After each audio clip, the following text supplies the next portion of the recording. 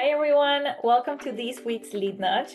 I'm Silvia, your inclusive leadership mentor, and today I want to talk about how to address underperformance without crushing the morale, without affecting the motivation. It's easy to be a leader on the good days, on the days that we give recognition, on the days that we have conversations about promotion, about growth. But what about the days where we need to share some feedback about somebody who is not performing to the expectation of the business? This is a conversation that most new managers dread. And even though it might feel easier to just avoid the conversation and hope that with time things will improve, by not taking the responsibility of holding that conversation, then we are leaving that to who knows. With time, it will get better. And by keep on dragging that underperformance, that will not only have consequences from the business, but also with the team.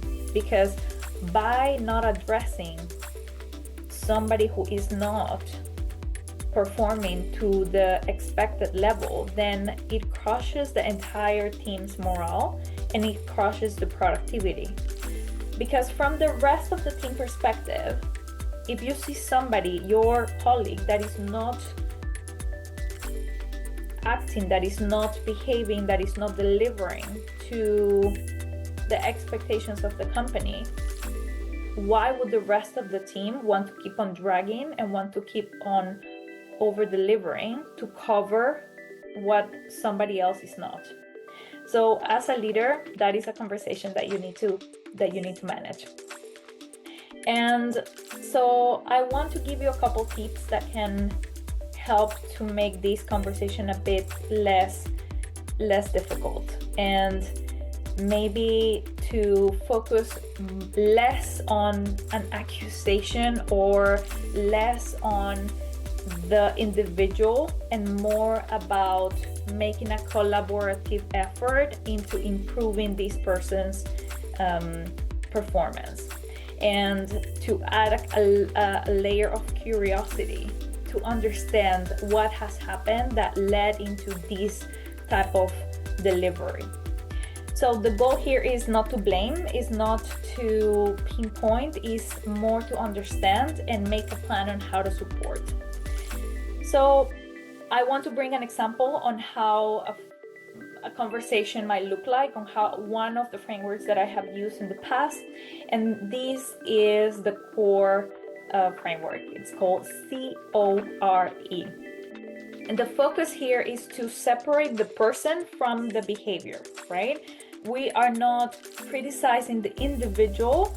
We are addressing a specific behavior. We're addressing some observable gap that we have seen and in their actions or in the deliverables of their work. So that, together with an actionable step, that will make sure that the individual feels supported and not only pinpointed and blamed. So let's start with the C, right? What does the C goes? The C talks about context. So when we start having that conversation, it's important to start by bringing context and to add a positive intent, right? So, hey, I want to talk about your work in the project XYZ, and my goal here is to make sure that you are set up for success, right? So this is why I am starting that conversation. Then we go to the O. So starting with an observation, right? And this is where we get to share some specific facts or even some evidence, let's say. But then it's important to make sure that we're doing it in a non-judgmental way, right? In an observation that is non-judgmental. An example would be, I noticed that in the last 2 reports, there was some data missing on X, Y, Z in this spreadsheet. Then we go into the R, the result. What is the impact of certain behavior?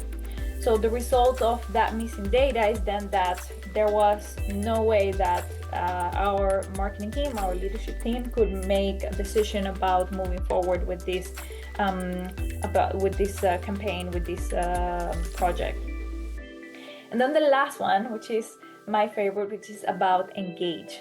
So this is, you have shared already what you have observed, you have shared context, you have given specific examples so the person can go back and reflect, but then you engage and ask an open questions to invite the other person's perspective. So can you walk me through what was the process when putting together that report? Because I want to understand what were the challenges that you were facing. Then you give space to understand also what the other person's perspective is. And after that, part of that engage is that you add a layer of planning on support. So how can I support you better for moving forward to make sure that this doesn't happen again? And that doesn't mean that you're gonna go take care of this responsibility, that you're gonna do this work for them, but it's making sure that they have a plan to avoid this behavior again. So with this type of structure, what I have observed in my practice is that then the conversation focuses more forward-looking and less about what happened in the past, and is more turning a difficult talk into a more constructive feedback moment. All the best in those conversations. I know they're not easy, but remember to lead as you are with courage, inclusion, and heart.